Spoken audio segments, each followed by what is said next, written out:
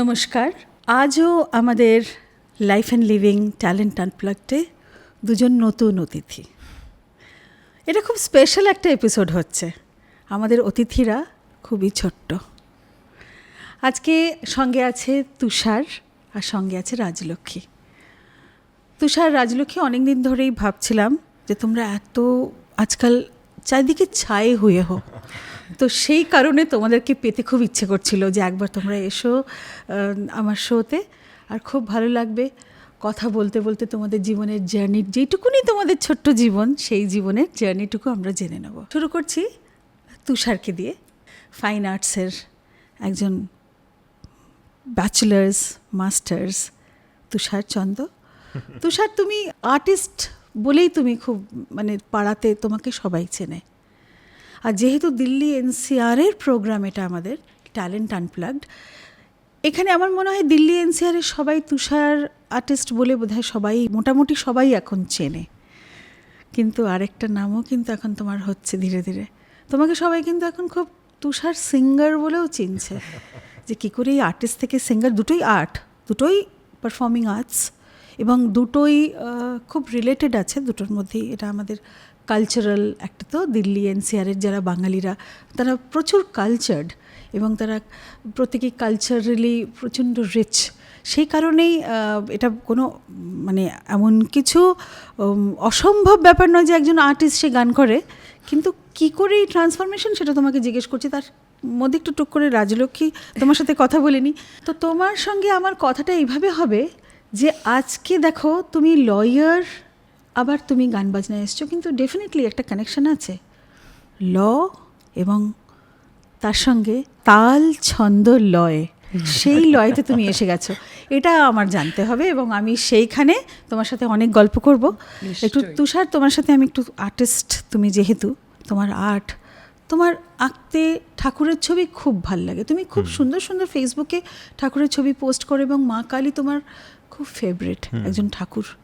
মা কালীকে তুমি খুব প্রার্থনাও করো কিছু কাজ করার আগে, তোমার যাতে সব কাজটা খুব শুভ হয়, তুমি সেটা সবসময় চিন্তা ভাবনা করে করো। তো আমাকে একটু বলবে, ব্রিফ বলবে এই জার্নিটা কখন থেকে শুরু হলো? প্রথমে তো আমি বলবো আমার দুজনের তরফ থেকে যে এই কাউচে আমার মনে হয় অনেকেরা, অনেক দামি গাম্ভীর লোকেরা এসে নিজেদের ট্যালেন্টের কথা শেয়ার করে গেছে। সেইখানে আমি আর আমার বন্ধু এখানে বসে আমরা কথা বলতে পারছি, এটা আমাদের দুজনের ছোট্ট শিল্পীদের একটা বিরাট বড় পাওনা। তাই তোমাকে firstly thank you so much. দেখো, এই কারণে কিন্তু এই প্ল্যাটফর্মটা হয়েছে, এখানে আমারকে থ্যাঙ্কস করার কিছু নেই, কারণ এই প্ল্যাটফর্মটাই একটা এমন প্ল্যাটফর্ম যে ট্যালেন্ট আনপ্লাগড, তোমাদের ট্যালেন্ট সম্বন্ধে সবাই জানবে। এখানে দিল্লি এনসিআরের সবাই আসুক, এটাই আমার ইচ্ছে, এবং সবারই সাথে কথা বলবো, এবং সবাই নিজের যে প্যাশন, কি করতে ভালোবাসে, সেটা যদি এখানে তারা শোকেস করে, এর থেকে আর আনন্দের কিছু নেই। একদম একদম তাই। চলো, তুমি বলো, কিছু বলছিলে। আমি ছোটোবেলার থেকেই আসলে গান, আঁকা এই সবের মধ্যেই ছিলাম। বাবা, স্পেশালি আমার বাবা মা দুজনেই আমি বলবো যে ছোটোবেলার থেকেই ভীষণ চাইতো যে অলরাউন্ডার ছেলে হোক। তো ওরা সবসময় চাইতো যে সুইমিং, ক্যারাটে, গান, আঁকা সবের মধ্যে আমাকে ইনভলভ প্রতিবার করা হতো। তো ওদের একটা অনেক বড় সত্যি বলতে এমনিতে যে নিশ্চয়ই ভিতরে হয়তো নিয়ে এসেছিলাম কিছু, কিন্তু বাবার প্রচণ্ড এটাকে নিয়ে একটা স্ট্রং কনভিকশন ছিল যে আমাকে ভীষণভাবে উনি ধাক্কা মেরে মেরে আমাকে নানা কম্পিটিশনে খুব ছোট্ট বয়স থেকে আমি দ্য রিজন আমি সিআর পার্কে একটুখানি যতটুকু আমাকে লোকে চেনে, এটা পুরোপুরি তাদের সাপোর্টের জন্যে। সো সেখানে কম্পিটিশনসে গিয়ে আঁকা গান এসব করতে করতেই লোকে জানলো, যার ফলে ওই ছোট বয়স থেকেই আমি শিব মন্দিরে, যেহেতু একটা ছোট্ট কুমারতুলি বলা যায়, ঠাকুর তৈরি হতো সব কিছু, তো আমি বাবার সাথে ওখানে যেতাম। আর সেই ছোট্ট বয়সে আমার তাও একটা ভিশন আমার প্রচণ্ড স্ট্রং ছিল সবসময় থেকে, যে দুটো কথা কেউ বললে একটা ছবি মাথায় সঙ্গে সঙ্গে তৈরি হতে শুরু করতো। তা আমার খুব কিউরিওসিটি হতো যে কেন একটা দেবী, তার 10টা হাত, মহিষের মাথা ওখানে কেন, সাপটা কি করছে, একটা ত্রিশূল তো শিবের হাতে থাকে, কিন্তু কেন দুর্গা সে ধরে আছে, বা একটা মহিলা কি এরকম নিজের স্বামীর উপরে পা দিয়ে কি জিভটা বার করে দিচ্ছে, এই কনসেপ্টগুলো শুনতে আমার খুব কিউরিওসিটি আমার ছিল এই জিনিসগুলোর মধ্যে, একটা আগ্রহ জানার কেন। বাবা অনেক গল্প আমাকে, যতটুকু বাবার সেই সময় নলেজ থাকতো, তো বাবা আমাকে বলতো, আর আমার খুব কিউরিওসিটি হতো যে কেউ কোনো এক কালে হয়তো দেখেছে যে এরকম কি হতে পারে, একটা নারী এরকম বেরিয়ে যাচ্ছে, সে যুদ্ধ করছে আর সে রক্ত পান করছে, অথচ বর শুয়ে নিচে পাড়া দিয়ে দিচ্ছে। তো আমার খুব কিউরিওসিটি হতো।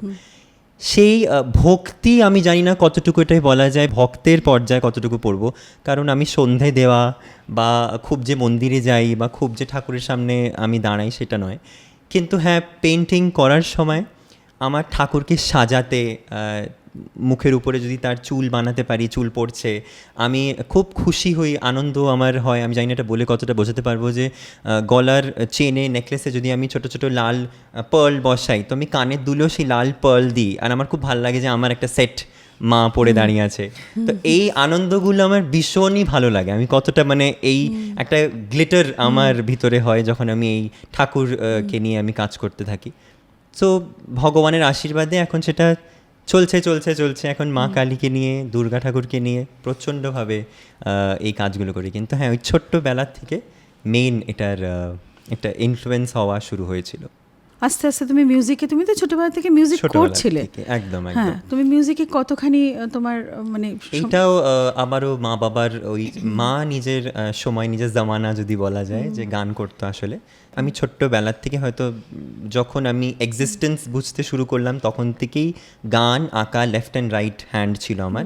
স্পেশালি আঁকার চেয়ে অনেক অনেক বেশি মা বাবারা চাইতো যে গান ছেলে করুক, কারণ গানে আর আঁকায় এটা মিডল ক্লাস ফ্যামিলির মাইন্ডসেট হিসেবে আঁকাটা সময় নয় একটা জায়গায় পৌঁছতে। গান অন দ্য ভেরি নোট, একদিনে এক ঘন্টার অনুষ্ঠানে অনেক লোকে তোমাকে এক গোতে চেনে, ভালোবাসে, আশীর্বাদ তাদের থাকে।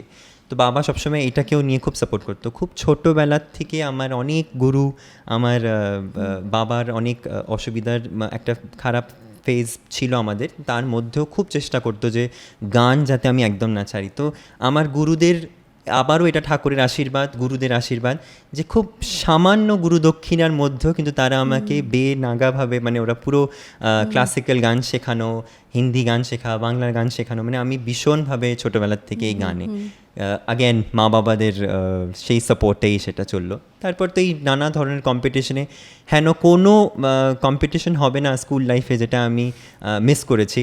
ইভেন স্কুলেও আমি ইন্টার স্কুল, ইন্ট্রা স্কুল সবের মধ্যে আমি পার্ট নেওয়া, মানে আমার ছিলই এটা পপুলারিটি এই জিনিসটার জন্য, যে পড়া মিস হয়ে যাক কোনো কথা নেই, কিন্তু কালচারাল ইভেন্ট নিশ্চয়ই করবে ছেলে।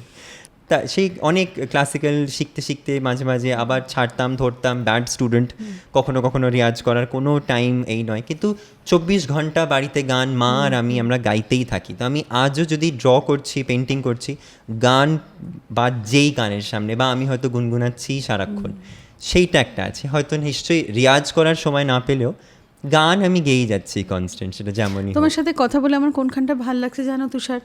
আগেই বললাম তোমরা তো খুব ছোট্ট, তোমাদের জীবনটা এখন অনেকটা ছোট্ট, এখন অনেক লম্বা সময় পেরোতে হবে, অনেক জার্নি বাকি। কিন্তু যতটুকুই জার্নি তুমি কাটিয়ে এসছো, সেই প্রতিটা কথা তুমি যে মা বাবাকে থ্যাঙ্কস জানিয়ে বলছো, এটা আমার খুব ভালো লাগছে, এটা আমার দর্শকদের খুব ভালো লাগছে। দেখো, জীবনের প্রথম গুরু হলেন মা বাবা, যারা এই শরীরটাকে এই পৃথিবীতে এনেছেন, এবং তাদের থেকেই যা জগতের যা কিছু চেনা তারাই করিয়ে দেন, সে চিনিয়ে দেন তারা। তো তুমি যে প্রতিটা সময় তাদেরকে নিয়ে, তাদেরকে থ্যাঙ্কস জানিয়ে কথা বলছো, এটা আমার খুব ভালো লাগছে। এবং I think people must learn from you, কি দেখো তুমি কীভাবে অ্যাড্রেস করছো ওদের, কী করে তাদেরকে একটা জায়গা দিয়েছো, সব সময় তাদেরকে নাম নিচ্ছ। আমি একটা ছোট ক্রেডিট আমি বাবার জন্য এটা বলবো, যে খুবই ছোট, আমি সেটাই বলছিলাম, ভীষণ ছোটো বয়স থেকে যেহেতু ড্রয়িং কম্পিটিশনেও আমাকে বসানো হতো, তা আমি খুব তাড়াতাড়ি, যদিও তো খুব নিট কাজ করতাম ছোটোবেলার থেকে, নার্সারি প্লে স্কুলেও অ্যাপেল বানালে আমার কালার বাইরে যেত না, কার্সিভ রাইটিং আমি খুব ছকে সুন্দর করতে পারতাম, কিন্তু খুব তাড়াতাড়ি আমার নার্ভাসনেস একটা ভীষণ ছিল, খুব ইন্ট্রোভার্ট ক্যারেক্টার সবসময় থেকে ছিল বলে, তো কম্পিটিশনে বসলেও যদি আমি তাড়াতাড়ি এঁকে আমি 1 ঘন্টা যদি হচ্ছে টাইম, আমি 15-20 মিনিটসে ড্র করে আমি উঠে যেতাম। কিন্তু আমাকে খুব বকে, আমি ব্লকে যেহেতু আমি থাকি, তো সবাই ওরা জানে যে বাবা ভীষণ কড়াভাবে যে তোমাকে কাগজ নিয়ে বসতেই হবে 1 ঘন্টা, তুমি যা ইচ্ছা করো ওইটার উপরে আবার কালার করো, কিন্তু তুমি বসবে গিয়ে। এই যে একটা প্রেশার ছিল যেটা আরও 10 জনের মাঝখানে বসে যে আমাকে করতে হবে, বসতে হবে, এই যে একটা সেটা আমি মানে সবসময় বলবো যে প্রত্যেকটা বাচ্চাদের এই মানে সাপোর্ট মা বাবাদের থাকলে ওইটা বেরিয়ে আসতে বাধ্য বোধ হয়। তো একটা দায়িত্ব, যেটা কথাটা বলছিলাম যে বাবা এটা সবসময় করতো যে একটা বয়সের পরেও যে যদি মার্কেট সিন টপিকে থাকলো আমি বানালাম, কিন্তু আমার কাজ হতো এটা, বাবার দায়িত্ব হতো যে আমি যতক্ষণ ড্রয়িং করছি কম্পিটিশনে, বাবা একটা ক্যামেরা, সেই সময় নিকন ক্যামেরা নিয়ে প্রত্যেকটা স্টুডেন্টের গিয়ে গিয়ে গিয়ে ছবি নিত, সে যেমনই বানাক। আর বাড়ি এসে ওইটা আমার দায়িত্ব হতো যে আমি লাঞ্চ করে নেবার পর আমাকে দুপুরে ঘুমানো যাবে না, ওইটা বসে আমি কম্পিউটারে দেখতে শুরু করতাম যে একই টপিক এতগুলো বাচ্চা মিলে কিভাবে তারা বানাচ্ছে, একই মার্কেট সিন, কিন্তু বাচ্চাদের পরিকল্পনা কি কি হতে পারে, সেই যে একটা সাপোর্ট, ওইটাই আমি আবারও বলবো যে ওইটা দেখে নানা ধরনের বাচ্চাদের পরিকল্পনা, তাদের ভাবনা চিন্তা, কত রকমের তারা একই মার্কেট সিন কিভাবে আরো ভাবে দেখানো যায়, এই জিনিসগুলো ওইটার থেকেই বড় হওয়া আর কি।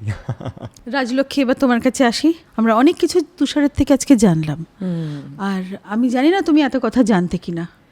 আমি একটু তো জানতাম, একটু জানতাম, কিন্তু এতটা ডিটেলড আর এতটা কি বলবো সুন্দর করে গুছিয়ে like a story, I think বোধহয় ফার্স্ট টাইম শুনেছি। আমি এবার তোমার থেকে তোমার কাছে গুছিয়ে একটু সুন্দর করে কথাগুলো শুনবো। তোমার এই লয়ের থেকে তালছন্দ লয়, এটাই আমার কাছে ভীষণ একটা ভালো লাগছে। তুমি কি হলো হঠাৎ করে ল পড়তে ইচ্ছে করলো, মানে 12th পরে? ল থেকে লয়ে অবধি একদমই হঠাৎ করে তো হয়নি। আমার লাইফে যারা আমার সবচেয়ে ক্লোজ, অবভিয়াসলি আমার মা বাবা সবচেয়ে আগে, আমার ঠাম্মিরা, ওদের জন্য বোধহয় একদমই সারপ্রাইজিং ছিল না এটা যে এরকম একটা চেঞ্জ হয়ে গেল হঠাৎ ড্রাস্টিক। কারণ গান বাজনা, পারফর্মিং আর্টস, এটা আমার লাইফে আগে, সবচেয়ে আগে, আর সবচেয়ে ছোটোবেলা থেকে এটা আগে থেকেছে। ল তো অনেকই পরের কথা, অনেক পরে হয়েছে, সেটাও কিভাবে হয়েছে ইজ অ্যানাদার, মানে বাই চান্স হয়েছে সেটাও। ছোটোবেলা থেকে 3 বছর বয়স থেকেই গান শিখতে শুরু করে দিয়েছিলাম। আমরা সবাই মাসি বলি, কিন্তু আমার সে ঠাম্মি হয়, Krishna Dasgupta.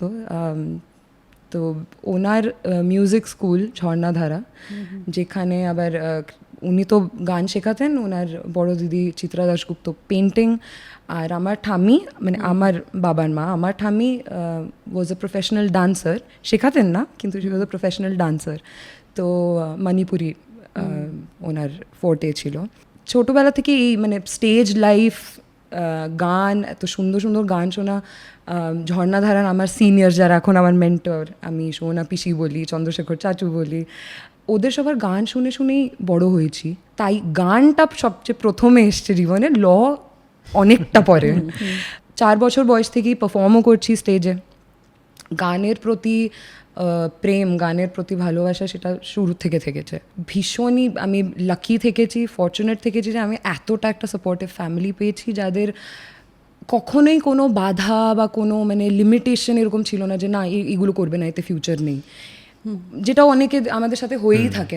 Specially I think আমাদের জেনারেশনে একটু থাকে, ইউনো মিডল ক্লাস ফ্যামিলিজে একটু থাকে, যেরকম তুষার বলছিল যে একটু একাডেমিক্সে আগে সাউন্ড হয়ে যাও, তারপর বাকি সব হতে থাকবে। সবাই খুব তাড়াতাড়ি মেনে নিলেন তুমি যে লটা ছেড়ে দিলে, মানে তুমি আর? আমি তো বলবো খুবই তাড়াতাড়ি মেনে নিলেন, কারণ আমি ছোটোবেলা থেকে একাডেমিক্সেও আমি ব্রাইটই থেকেছি। তবে রিয়ালিটি চেক আমার হলো ক্লাস 10-এ। ক্লাস 10 অবধি আমার টিচার্স, আমার ফ্যামিলি সবাই ভেবেছিল আমিও, আমার বাবা ডাক্তার একজন, তো সবাই ভেবেছিল যে আমিও ডাক্তার হব। আর আমার নিজের তখন কি বলবো ওভার কনফিডেন্সই বলতে পারা যায়, যে আমি ভাবতাম যে আমি নিউরোসার্জন হব একজন। তারপর আমি ক্লাস 10-এ গিয়ে ম্যাথসে আর ফিজিক্সে ফেল হতে হতে বাঁচলাম, কারণ আমি গান ভালো গাইতাম। কিন্তু আমার গান, পেন্টিং আর ডান্সের এমন মার্কস আর এমন আমার ইনভলভমেন্ট থাকতো স্কুলে, যে that is what boosted my grades.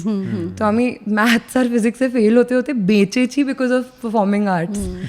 তারপর that was a reality check. তারপর আমি মানে সায়েন্সটার থেকে একটু সরে গিয়ে আমি বললাম যে আচ্ছা একটু I need to play to my strengths, একটুখানি আমার মানে যেদিকে আমার ইন্টারেস্ট সেদিকে গেলে ভালো হয়। তারপর আমি আর্টস নিয়ে পড়াশোনা করলাম স্কুলে।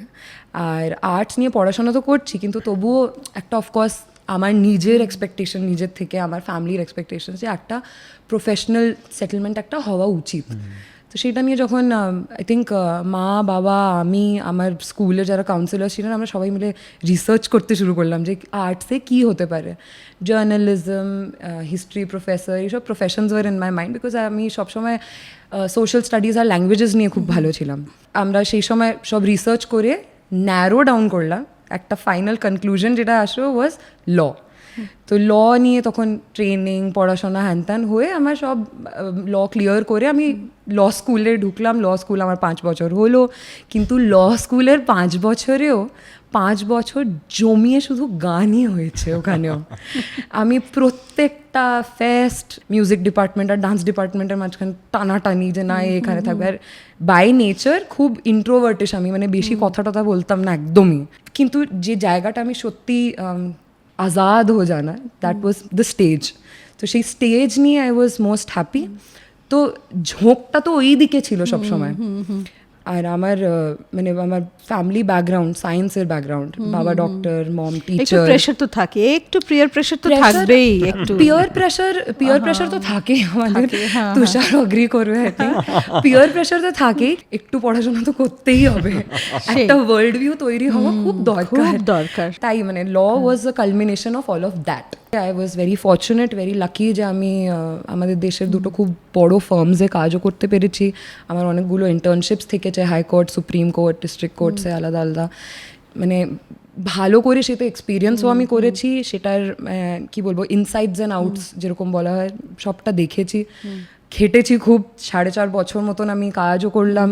কিন্তু তারপর কোথাও একটা আই থিঙ্ক দ্য লাস্ট যে আমার 2 বছর of working in the field of law, কোথাও একটা আমার না রয়ে যাচ্ছিল একটা, যে কিছু তো একটা ইনকমপ্লিট আছে, কিছু তো হচ্ছে না, একটা জিনিস হচ্ছে না। তারপর সেখান থেকে একটা না ডিসস্যাটিসফ্যাকশন, আনহ্যাপিনেস যাকে বলা হয়, একটা মানে না মুখের ওপর দেখতে পাচ্ছে, যে আমার সাথে কথা বলছে তার দেখতে পাচ্ছে যে আমি খুশি নেই তেমনভাবে। মানে একটা যে ফ্রিনেস, আমার কোথাও একটা আনহ্যাপিনেস, একটা মানে আমার আই থিঙ্ক যারা আমার সবচেয়ে ক্লোজ, মা বাবা, বড় মাসি, সুমনা পিসি was I think the next, Sumana Banerjee আমার mentor, she was I think the next in line. একদম ক্লোজ ফ্যামিলির পর আমার মামা মামি ওরাও খুব মোটিভেট করেছেন।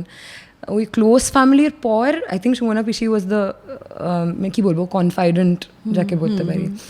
তো সেই সময়টা আমার মানে ওই আনহ্যাপিনেসটা মানে চেহারায় একটা মানে ডাল গ্লুমি সারাক্ষণ রয়েছে, একটা চিড়চিড়ে ভাব হয়ে যাচ্ছে, সারাক্ষণ শুধু কাজই করে যাচ্ছি, সকাল 9টার থেকে নিয়ে রাত্রির 12টা অবধি লেগেই আছি একটা ল্যাপটপের সামনে, চলছে ওরকম। তো মানে ওই একটা ডিসস্যাটিসফ্যাকশন বলতে পারা যায়, একটা ইনকমপ্লিট ফিলিং, একটা মানে মনে হচ্ছে যে কিছু একটা মানে যেটা আমি এত নিজে পুরো প্রাণ দিয়ে ভালোবাসি সেটা নেই। আর সেটা নিয়ে আমার তারপর মানে একটা খুবই ডাউন ফেজ যাকে বলা হয়, কান্নাকাটি, রাত্রিরে উঠে হঠাৎ কাঁদতে শুরু করে দিচ্ছি, কারণ এতটাই ফ্রাস্ট্রেটেড হয়ে যাচ্ছি যে যেটা করতে ভালোবাসছি সেটা করতে পারছি না। তো সেই নিয়ে অনেক কিছু মাস স্ট্রাগল করলাম, সেই একটা কনফ্লিক্ট ভেতরে একটা ওই হয় না কি বলবো ডিলেমা একটা হয়, যে এত ভালো একটা ক্যারিয়ার টেক অফ করছে, মানে টাকা পয়সা তো আর কম কামাচ্ছিলাম না, ঠিকঠাকই কামাচ্ছিলাম। তো সেই হিসেবে তো বাইরের থেকে লোক দেখে বলবে কি বা প্রবলেম, এত তো সব কিছু ভালো চলছে, জব আছে, একটা ভালো পোস্টে এখন সে আস্তে আস্তে প্রমোশন পাচ্ছে, এই হচ্ছে, তো এত কি তার মানে ওই তো। কিন্তু ওই যে ব্যাপারটা, ওই যে ফিলিংটা না বোধহয় আমি ঠিকভাবে ডিসক্রাইবও করতে পারবো না, বোঝাতে পারবো না যে ওটা যে একটা কিরকম একটা অদ্ভুত একটা কষ্ট। তুমি বেরোলে তখন কি করে? ওই যে তুমি জিজ্ঞেস করছিলে যে এত তাড়াতাড়ি হুট করে হয়ে গেল চেঞ্জ, আমি তো বলবো হুট করেই হয়ে গেল। কারণ আমি ওদের কাছে গিয়ে পুরোটা বললাম, আর বললাম যে দেখো আমি না পারছি না, আমার গান গাইতেই হবে, আমি গানের দিকে যেতে চাই। ইউ ওয়ন্ট বিলিভ ওদের ফার্স্ট রিয়াকশন ওয়াজ ফাইনালি। মা বাবা বলছে ফাইনালি এই তুই কথা বললি, এবার তুই চল, আমরা আছি, বাকি সব হবে, তুই চল। লয়ে একটা লাগিয়ে দিতে হবে, লয়ে এসে গেল। আচ্ছা, এতক্ষণ ডিসস্যাটিসফ্যাকশন আর আনহ্যাপিনেস এর কথা শুনলাম, কারণ ওকে গান গাইতে দেওয়া হচ্ছিল না। 4 বছরও ল্যাপটপের সামনে বসে ও ওকালতি করছিল। তো আমার তো তাহলে মনে হয় আমরাও ওকে ওই সঙ্গে ঠিক জাস্টিস তো করিনি আমিও তোমার সাথে। এই এতক্ষণ এক নাগারে তুষার কথা বলেছে, এক নাগারে তুমি কথা বলেছো, দেয়ার ইজ নো গান, বাট ফাইনালি এখন আমাদের গান হবে। কারণ আমি কাউকেই চাই না ডিসস্যাটিসফাইড হয়ে এখানে কেউ বসুক। नहीं नहीं नहीं ये बातें हैं पुरानी, कैसी पहेली है ये, कैसी पहेली जिंदगानी। थामा हरों का इसको किसने, हाँ ये तो बहता पानी, कैसी पहेली है ये, कैसी पहेली जिंदगानी। ला ला ला ला ला ला ला ला, जू जू जू जू जू जू जू जू जू, पीले इसे इसमें नशा, जिसने पिया वो गम में भी हंसा, पल में हंसाए और पल में रुलाए ये कहानी, कैसी पहेली है ये, कैसी पहेली जिंदगानी। Beautiful beautiful. এটা শান্তনু মৈত্রের একটি কম্পোজিশন, এটা ভীষণ ফেমাস এবং ভীষণ ভালো, আর গাইতে তো ভালো লাগে, কিন্তু তোমার গলা তো খুব ভালো লাগলো, Thank তুমি you. খুব ভালো গেছো। Thank you. আমার খুবই ফেভারিট এই গানটা। আমি ক্লাস 4-এ না 5-এ যখন পরিণীতা মুভিটা রিলিজ হলো, আর আমি যাকে বলা হয় না ইনস্ট্যান্টলি অবসেসড, ওই একটা ব্যাপার একদম। আর এই গানটা আমি তারপর ওই ক্লাস 5 থেকেই গাইতে শুরু করেছিলাম। সুন্দর হয়েছে। আমার লিরিক্স এত অ্যাট্রাক্টিভ লাগে কারণ রিলেটও করতে পারি, ক্যাসি পহেলি জিন্দেগানি। সেই তো। সেটা এখন মানে খুবই ছোট আমরা, কিন্তু ওই পহেলির এক পোর্শন হয়ে গেছে একদম। তো সেটা নিয়ে খুব রিলেট করতে পারি। আর এই গানটা আই থিঙ্ক ঝর্ণাধারারও প্রোগ্রামে আমি গিয়েছি, সুমনা পিসি বলেছিল তুই এটা গা। তো ওটা আই থিঙ্ক ক্রাউড ফেভারিটও হয়ে গেছে আমার। এখন এই গানটা একটু ওই বলে না পেট সংস হয়ে যায়, যেটা ইনস্ট্যান্টলি ওর মুখটা দেখলে এই গানটা মনে পড়বে, ওই ওরকম একটা হয়ে গেছে। যেবারই বুঝি স্টেজে উঠেছে এটাই গাইবে, ওই ওই ব্যাপার একদম। খুব সুন্দর, খুব সুন্দর গান শোনালে। সত্যি কথা, এখন তোমার আর ওকালতিতে ফিরে যাওয়ার দরকার প্ল্যান তো করছি না, আর যাবো না, আর দরকার নেই আমার, আর ডেস্কে বসবো না। তুষারের সঙ্গে একটা দুটো গান হয়ে যাক না। তুষার, তোমার সাথে একটু গান নিয়ে আচ্ছা। কথা তো হলো না। যখন আমি সুযোগ পাই আর কি কোনো অনুষ্ঠানে নিজের মতন জিনিসটাকে যদি গোছাতে, তো আমি মায়ের গান দিয়েই শুরু করি। তো আমি একটা ছোট্ট মা কালীর গান দিয়েই আমি ডেফিনেটলি।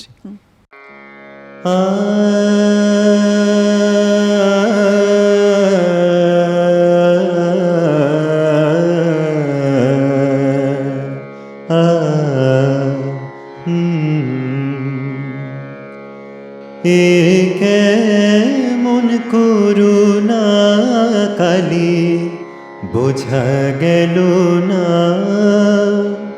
এ কেমন করুণা কালী বোঝা গেল না, দুর্গা দুর্গা বলে যত দুঃখ আমার ঘোচে না মা, বোঝা গেল না, এ কেমন করুণা কালী বোঝা গেল না। সন্তান দূরত্ব করে সইতে হয় সব জননীরে, মন্দ বলে কোলে করে ফেলে দিতে পারে না, সন্তান দূরত্ব করে সইতে হয় সব জননীরে, মন্দ বলে কোলে করে ফেলে দিতে পারে না, চাইলে যদি কাঙাল বাঁচে তাতে কি আর ক্ষতি আছে, চাইলে যদি কাঙাল বাঁচে তাতে কি আর ক্ষতি আছে, শম্ভুচন্দ্রের খুনির সুরে সুদিন কি আর আসবে না মা, বোঝা গেল না এ কেমন করুণা কালী, বোঝা গেল না। দুর্গা দুর্গা বলে যত দুঃখ আমার ঘুচে না মা, বোঝা গেল না এ কেমন করুণা কালী, বোঝা গেল না, বোঝা গেল না, বোঝা গেল না।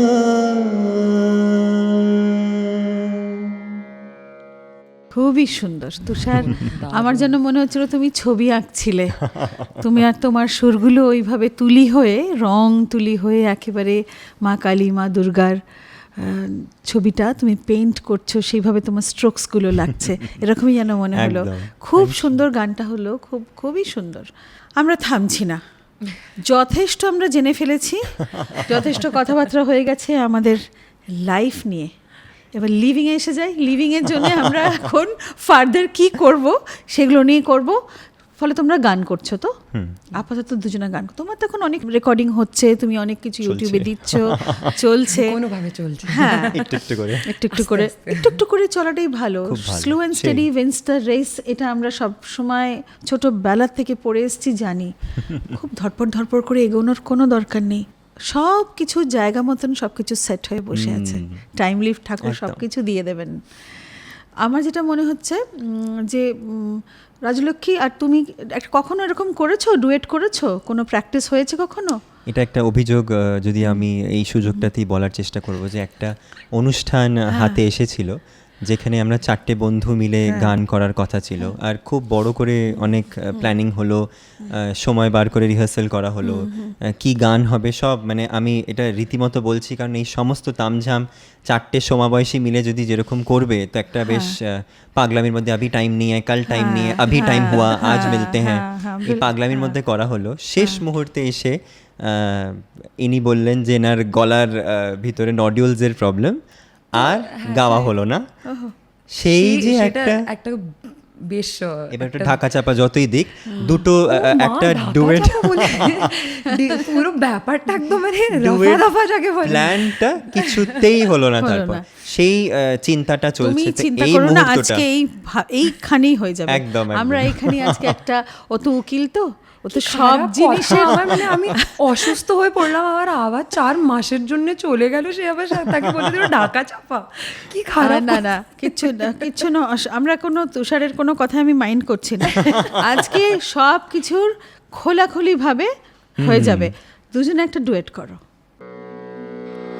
গোপন স্বপনে ছাইল অপরস আঁচলের নবনীলিমা, গোপন স্বপনে ছাইল অপরস আঁচলের নবনীলিমা, উড়ে যায় বাদলের বাতাসে, তার ছায়াময় এলোকেশ আকাশে, উড়ে যায় বাদলের বাতাসে, তার ছায়াময় এলোকেশ আকাশে, সে যে মন মোর দিল আকুলি, সে যে মন মোর দিল আকুলি, জল ভেজাকে তো কি দূর সুবাসে, মোর ভাবনারে কি হাওয়ায় মাতালো, দোলে মন দোলে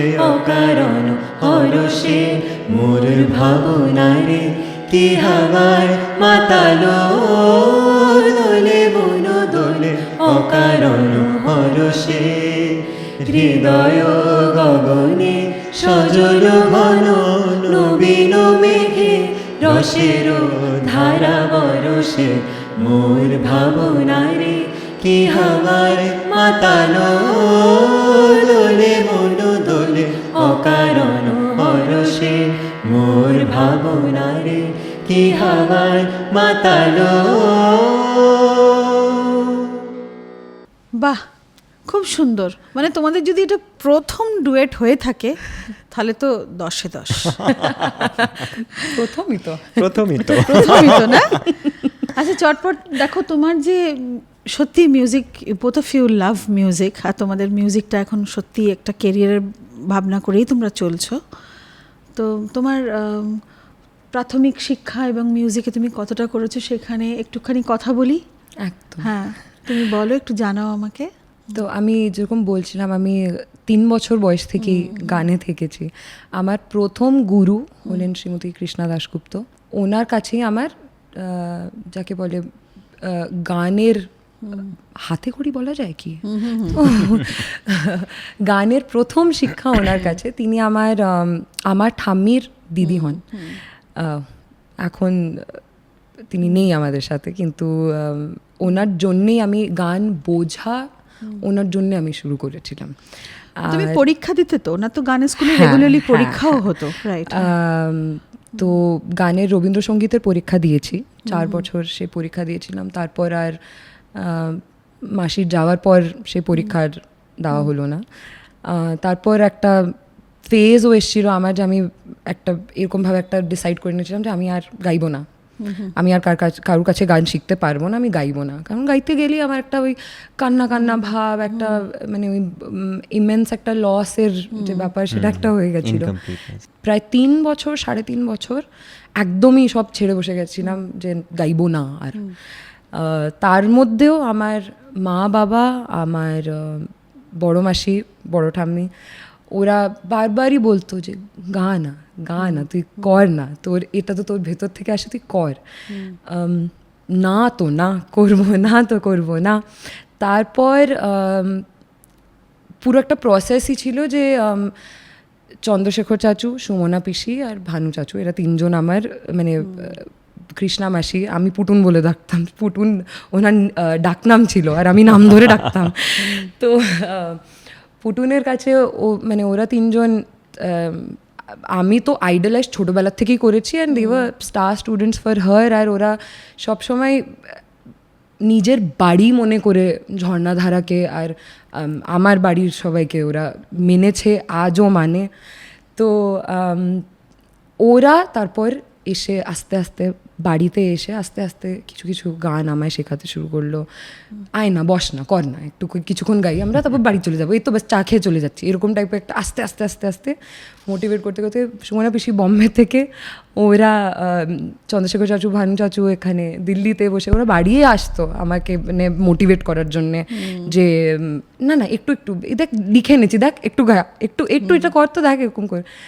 তো ওই আস্তে আস্তে মোটিভেশনটা হতে হতে হতে হতে একদিন হঠাৎ চন্দ্রশেখর চাচু আমায় বললো যে দেখ, একটা না আমি খুব ভালো গানের ক্লাস আমি আমার মেয়েকে ওখানে দিচ্ছি, তুই একদিন শুধু আমার সাথে চল, ওখানে গিয়ে বসে শোন, তোর যদি ভাল লাগে তুই চেষ্টা করে দেখ। তো সেখান থেকে আমার মানে আমি ফার্স্ট আমার ইন্ট্রোডাকশন হলো তৃপ্তি দাস, শ্রীমতী তৃপ্তি দাস, উনি সিআর পার্কে ডি ব্লকেই থাকেন। উনি ওখানে আমার মানে আমি ফার্স্ট দিন গিয়ে আমি বলবো যে একটা ইমোশনাল রিলিজ যাকে বলে, ফার্স্ট দিন গিয়ে আমি অনেকক্ষণ গান টান শুনলাম। আমার মা আর বড় মাসির সাথে গেছিলেন, গান টান শুনলাম। তারপর ম্যাম আমায় বললেন তুমি কি একটু গাইবে? তো আমি কৃষ্ণা মাসির কাছে আমাদের সবারই মানে ঝর্ণাধারা সবারই ফার্স্ট এডুকেশন ক্লাসিক্যাল মিউজিকের বেস নিয়ে, হিন্দুস্তানি ক্লাসিক্যাল মিউজিকের বেসে, সেটাতে তারপর বিল্ড আপ করে রবীন্দ্রসঙ্গীত, আধুনিক গান, মানে কী বলবো, এনিথিং আন্ডার দ্য সান আমরা সবাই সেরকমভাবে গানের প্রতি ভালোবাসা ওখান থেকে পেয়েছি। সেই প্রত্যেক ধরনের গান অ্যাপ্রিসিয়েট করার একটা কী বলবো থট প্রসেস বা একটা ওই কালচারটা আমাদের মধ্যে থেকেছে। তৃপ্তি ম্যামের কাছে গিয়ে আমি ফার্স্ট ওনার কাছে গান গাইলাম, একটা কাফি রাগে একটা বন্দিশ আমি পুটুনের কাছে শিখেছিলাম। তো সেটা আমি ওখানে ম্যামের কাছে গিয়ে গাইলাম। তো সেখান থেকে আমার হিন্দুস্তানি ক্লাসিক্যাল মিউজিকের আমি শিখতে শুরু করলাম, ট্রেনিং আমার মানে ভোকাল ট্রেনিং আর সেটা শুরু হলো। সেখান থেকে তারপর আমি ইয়ার ওয়াইজ সব পরীক্ষা দিয়ে বিশারদ কমপ্লিট করলাম নিজের হিন্দুস্তানি ক্লাসিক্যাল মিউজিকে ভাতখণ্ডে সঙ্গীত বিদ্যাপীঠ থেকে।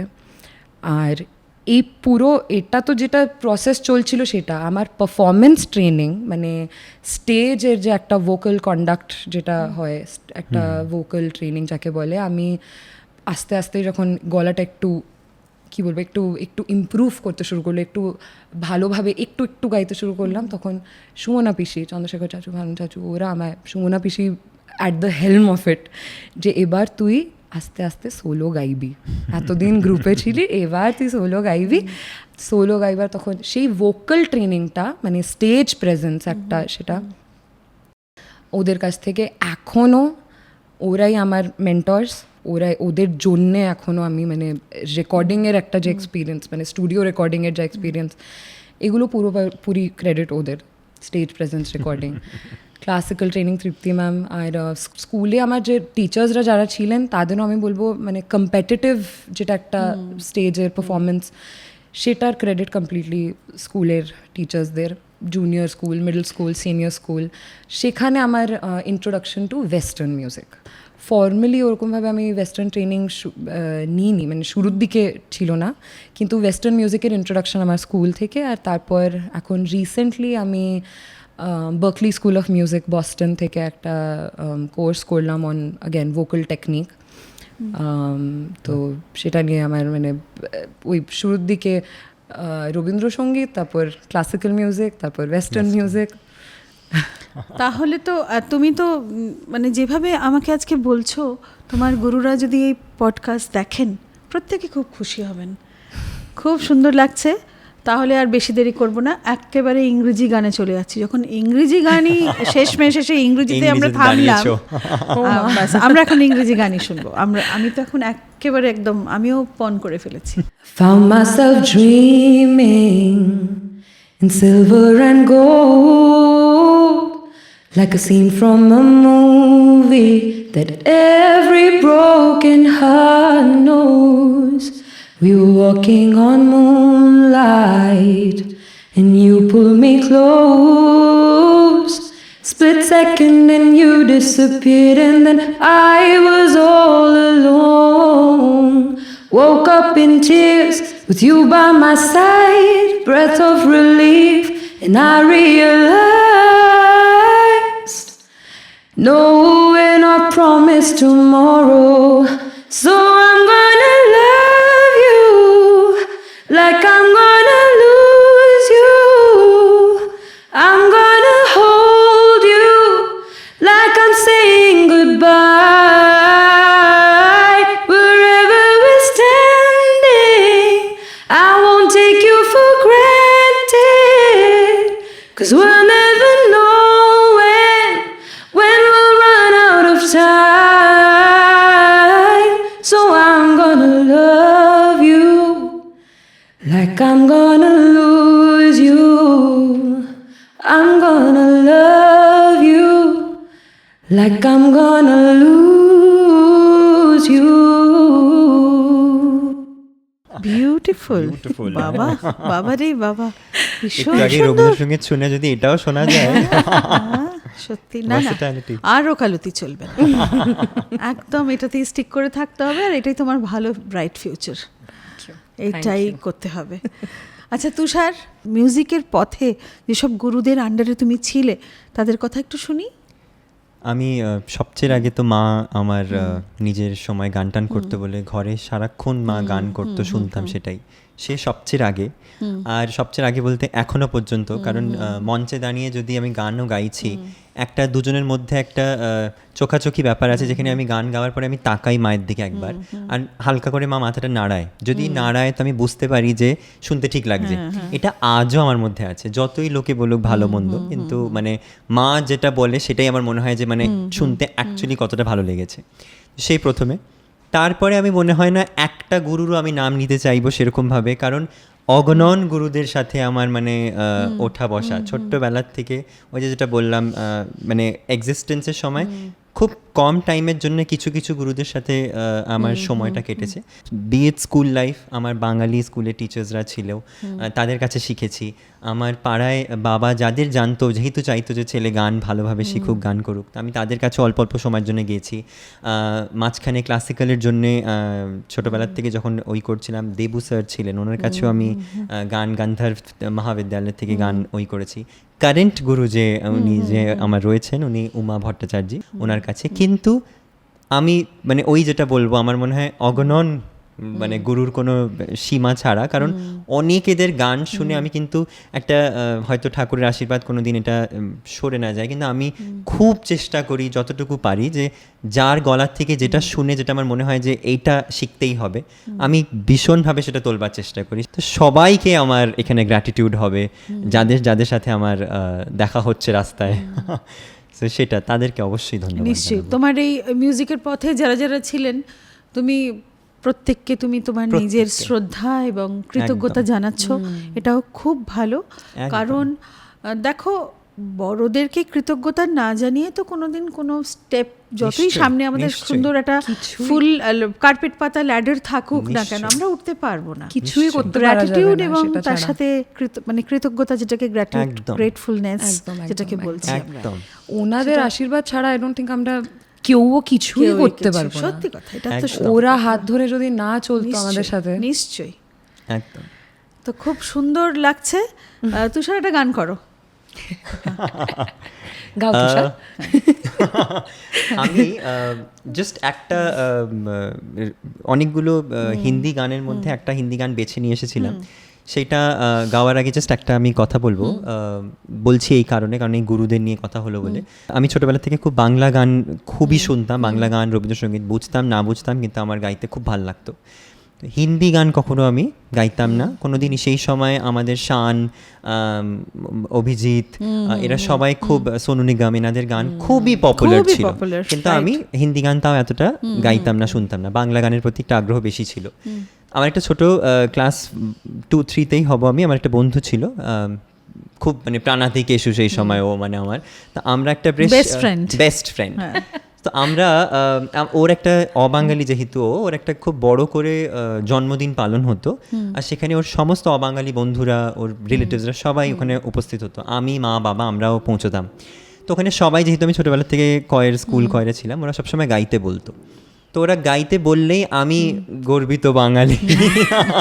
তো ওইখানে ওই পুরো অবাঙালি ভরা সভার মধ্যে একটা বাংলা গান, বড় আশা করে এসেছি গো, এই গানটা গাইতাম, গেয়েছিলাম। আর তারপর খুব ভালো, বাহ বহুত আচ্ছা তুষার, আরে অ্যামেজিং এ ও। তবে ভুল কিছু করিসনি, আমাদের বাঙালিদের একটা ন্যাশনাল অ্যান্থম বড় কিন্তু গাড়িতে সেইটাই 100 বার সেটাই বলি। তো পরে বাড়িতে এসে মাকে বলতাম যে এটা আমি গ্রহণই করতে পারি না, কারণ ওরা জানেই না আমি ভুল গাইলাম ঠিক গাইলাম, কথা ঠিক হলো, উচ্চারণ ঠিক হলো, কে জানে, ওরা ভালো বলে দিল। কিন্তু মা খুব রেগে যেত। মা সবসময় বলতো একটা হিন্দি গান শিখতেই হবে, যাতে এরকম না হয় কেউ হিন্দি গান গাইতে বললো আর আমি জানি না, এরকম হবে না। তো এই পুরো কথাটা এই জন্যই বললাম, কারণ প্রথম হিন্দি গানে হাতে খড়ি যদি বলা যায়, মা শিখিয়েছিল। এবার যেরকম শিখিয়েছিল সেরকমই গাইবো, তো ভুল ত্রুটি তাকে গিয়ে বলতে হবে। आंचल के तुझे मैं लेके चलूं एक ऐसे गगन के तले, जहाँ गम भी न हो आंसू भी न हो, बस प्यार ही प्यार पले। आंचल के तुझे मैं लेके चलूं एक ऐसे गगन के तले, जहाँ गम भी न हो आंसू भी न हो, बस प्यार ही प्यार पले। एक ऐसे गगन के तले,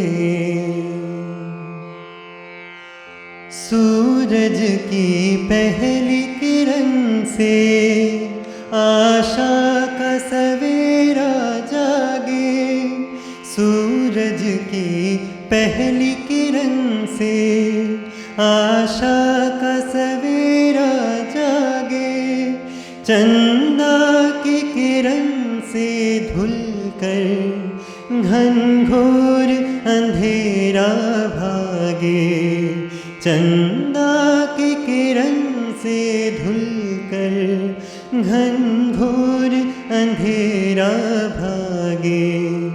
कभी धूप खिले कभी छाँव मिले, लंबी सी डगर न खले, जहाँ गम भी न हो आंसू भी न हो, बस प्यार ही प्यार पले। एक ऐसे गगन के तले आंचल के तुझे मैं लेके चलूं, एक ऐसे गगन के तले जहाँ गम भी न हो आंसू भी न हो, बस प्यार ही प्यार पले। एक ऐसे गगन के तले, एक ऐसे गगन के तले, एक ऐसे गगन के तले। খুব সুন্দর, খুব সুন্দর, বড্ড ক্রিয়েটিভ তোমরা, ভীষণ ক্রিয়েটিভ। মানে দেখো, সত্যি আজকে যারা ট্যালেন্ট আনপ্লাগ দেখছেন বা দেখছে, প্রত্যেকে কিন্তু জানি না, প্রত্যেকেরই মনে হচ্ছে যে ওয়াও, ছেলে মেয়ে দুটো কিন্তু দারুণ, অসাধারণ অসাধারণ। তুমি তো এখন রিসেন্টলি অনেক কিছু, মানে তোমার পেন্টিংয়েও তো তোমার এখন আপগ্রেডেশন অনেক হয়েছে, অ্যাপার্ট ফ্রম মানে অয়েল পেন্টিং, তোমার যেটা আমরা পেন্টিংস বলি, যেটা আমরা দেওয়ালে লাগাই বা ওরকম ধরনের পেন্টিং, যেটা তুমি এক্সিবিশন করো হাতে, তোমার পেন্টিং। তুমি তো আজকাল খুব সুন্দর সুন্দর শাড়ি বানাচ্ছ, নানান মানুষদের কাছে আমি ভিডিও দেখি, আমি ফেসবুকে দেখি তোমার শাড়ি, এবং লোকে অ্যাপ্রিসিয়েট করছে, পড়ছে, তুমি দিচ্ছ তার ভিডিও, এবং তোমার কাছে লোকেরা আসছো কি আমার এরকম বাড়িতে কম্বিনেশনস, আমি একটা পেন্টিং চাই তোমার থেকে করতে। রিসেন্টলি তুমি এরকম কাজও করেছো। মানে ওর তৈরি করা শাড়ি আমার কাছেও আছে, আমার কাছে, আমার মার কাছে, আমার বড় মাসির কাছে, তিনজনে। ও কি যে সুন্দরভাবে কাস্টমাইজ করে দিল, তিনটে একেবারে আলাদা দেখতে শাড়ি। ও একটা কথা বলে থাকে যে বিশ্ব জুড়ে সে একটা শাড়ি ওই একজনের কাছেই থাকবে। ন্যাচারালি যারা ধরো মানে স্পেশাল যাদের কাছে বুটিক্স আছে, তারা বলেই থাকে যে এই শাড়িটা কিন্তু একটা। আমরা যখন কিনতেও যাই, ধরো কলকাতায় একটা খুব নামি বুটিকে গেলাম, তখন তারা বলে দেন যে এটা কিন্তু একটাই পিস, ম্যাম এটা ডুপ্লিকেট হয় না। ডিজিটাল প্রিন্ট ডুপ্লিকেট হবে, লক্ষ লক্ষটা ডুপ্লিকেট বেরোতে পারে, কিন্তু হ্যান্ড পেন্টেড কি করে এটা হওয়া সম্ভব? খুব মানে এটা কিন্তু দারুণ। আর ও কিন্তু শুধু শাড়ি নয়, আমি যেটা পরে আছি এটাও কিন্তু ওই তৈরি করেছে, এটা ড্রেস। বাবা, আমি দেখছি আমারই নেই খালি। তো খুব নেক্সট পডকাস্টে আমার করা পেইন্টিং কাপড় একদম পড়তেই হবে। হ্যাঁ, সেটা যেভাবেই হোক, যাই পাওয়া যায় সেটা পড়তে হবে। দেখো, গান বাজনা এবং আর্ট সব কিছুটাই কিন্তু ভগবানেরকে নিবেদন করেই হয়। একটা ভালো মানুষের আর্ট হাত থেকে বেরোয় না যতক্ষণ না সে তার আর্টকে নিবেদন করছে। সেরকম গানও গাওয়ার সময় সে নিজের ইষ্টকে স্মরণ করে না, সেটাও হয়। তো খুব ভালো লাগছে তোমাদের সাথে, তোমরা এসছো, তোমরা এত সময় বার করে, এত তোমরা ব্যস্ত মানুষ, তোমরা ছোট ছোট মানুষ কিন্তু ভীষণ ব্যস্ত, অনেক কিছু পরিকল্পনা, তোমাদের নানান প্রোগ্রামস। তো but I am liking it so much because তোমরা এসেছো, তোমরা নিজেরা এফোর্ট করে। আর যেতে যেতে আজকে শেষ করার আগে একটা কিন্তু ডুয়েট হয়ে যেতে হবে। একদম ঠিক আছে, ডুয়েট। কারণ ডুয়েট তোমাকে যেভাবে ও কষ্ট দিয়েছিল, মানে পুরোপুরি মুখের উপর না করে দেবো আজকে, কষ্টটা তুমিই পেলে শুধু না। এরপরে নেক্সট কবে সুযোগ হয় তাই বলে করে নেওয়া উচিত। না না, পুষিয়ে নিতে হবে আজকে একদম। ঠিক আছে, তোমরা দুজনে একটা গান করো। एक मैं और एक तू, दोनों मिले इस तरह, एक मैं और एक तू, दोनों मिले इस तरह, और जो तन मन में हो रहा है ये तो होना ही था। एक मैं और एक तू, दोनों मिले इस तरह, ओ एक मैं और एक तू, दोनों मिले इस तरह, मन में हो रहा है ये तो होना ही था. यूं नहीं मिलते हैं यार यार से, दे मुझे प्यार का जवाब प्यार से. धड़कने हुई जवां वक्त भी है मेहरबां, फिर ये कैसी दूरियां, बोलो बोलो बोलो बोलो बोलो बोलो. एक मैं और एक तू, दोनों मिले इस तरह, और जो तन मन में हो रहा है ये तो होना ही था. दूरियां वक्त आने पे मिटाएंगे, एक दिन इतना पास पास आएंगे. इंतजार तब तलक, बेकरार तब तलक, यूं ही प्यार तब तलक, बोलो बोलो बोलो बोलो बोलो बोलो. एक मैं और एक तू, दोनों मिले इस तरह हो. एक मैं और एक तू, दोनों मिले इस तरह, और जो तन मन में हो रहा है ये तो होना ही था. ये तो होना ही था. ये तो होना ही था. ये तो होना ही था. খুব সুন্দর পুরোটা দেখলে লাইফ অ্যান্ড লিভিং ট্যালেন্ট আনপ্লাগটা পুরো পুষিয়ে দেওয়া হলো তোমাদের যে ভেতরে যে দুঃখ সব সব কষ্ট, কিছু দুঃখ, কষ্ট দুঃখ বেদনা। বেদনা সব আজকে একেবারে নির্মূল হয়ে গেল কারণ একদম একদম এত সুন্দর তোমরা সত্যি হয়তো ঠাকুর সেদিন কিছু চেয়েছিলেন যে আজকে না হয়ে এখানে হোক হতে পারে হতেই পারে, হতেই পারে। পারে, সব সেটাই কুছ হয়েছে। লিখা হুয়া হ্যায়।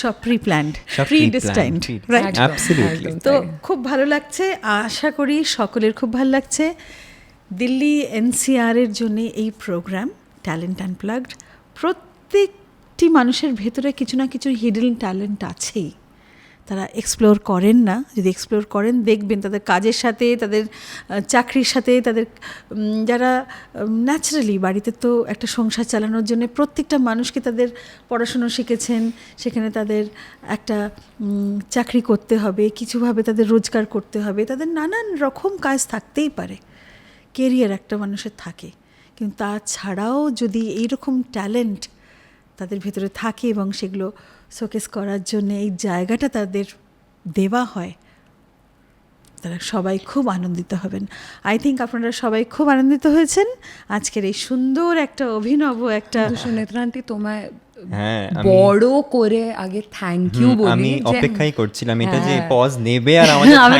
থ্যাংক ঢুকবো। ইউটা করতে শুরু করব না কিন্তু এই অপরচুনিটিটা এরকম একটা পডকাস্টের স্টেজ একটা তৈরি করে দেওয়ার জন্য আর আরেকটা ছোট জিনিস যেটা আমার মনে হয় যে এটা সত্যি কথা যে ট্যালেন্ট অনেকেদের মধ্যে থাকে কিন্তু সেই ট্যালেন্টটাকে খুব দরকার আমাদের মতন শিল্পী যারা ছোট্ট শিল্পী যারা আছে তাদের ওই স্পটলাইট দিয়ে তাদের ডেকে নিয়ে তাদের হাত ধরে বলা যে এখানে বসো আর দুটো কথা বলো যাতে তোমাদের লোকেরা দেখুক এটা অনেক বড় পাওনা অনেক ট্যালেন্টেড আমার বয়সী রয়েছে যারা আমাদের হ্যাঁ, আমাদের বয়সী বয়সী, একদম। যারা সেই অপরচুনিটিটা কিন্তু পায় না তাই তোমাদের মতন থ্যাংক ইউ মানুষদের জন্য যে আমাদের এখানে ডেকে এত সুন্দর করে আমরা তো খুবই এনজয় করলাম আজকে Absolutely. আর থ্যাংক ইউ ভেরি মাচ সব ফর দিস থেকে বেশি আমি এনজয় করলাম এত ভালো ভালো গান শোনার একটা যে সুযোগ মানে হওয়া এটাও তো হতে হয় না সবসময় খুব সুন্দর লাগলো আবারও অপেক্ষায় থাকবো তোমরা আবার কবে আসবে আজকের মতন এখানেই শেষ করছি থ্যাংক ইউ অনেক অনেক ধন্যবাদ থ্যাংক ইউ সো মাচ